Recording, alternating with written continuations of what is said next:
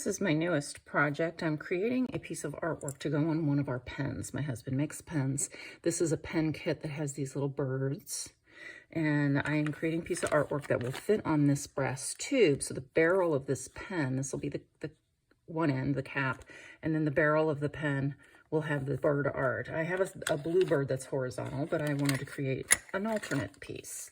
So what I do is first I had to find out the size of that barrel. I have to know the length and the circumference to create a rectangle. So this is that rectangle that is that pen tube enlarged 400%, which then I have fitted inside of an 8x10 rectangle.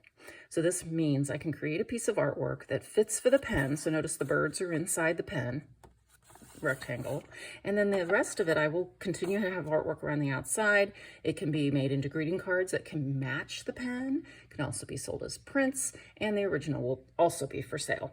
So what I did is I took some photos of birds I had already photographed myself. I put them in my desktop publishing with these lines. I then sized them so they look good together, made them a little wider so they looked a little pudgier.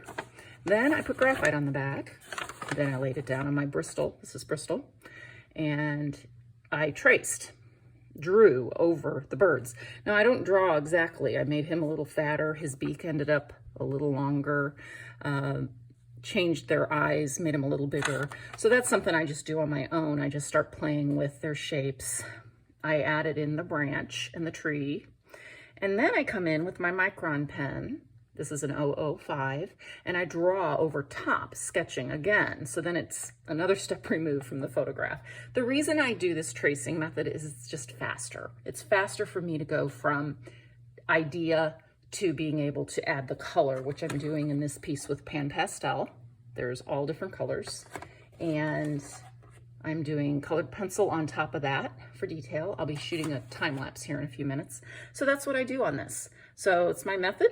I then erase out after the ink is completely dry. You have to make sure it's very, very dry. There's still a few pencil lines here.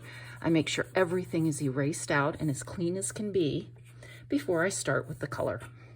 So that's my process, and you'll see a time lapse coming soon.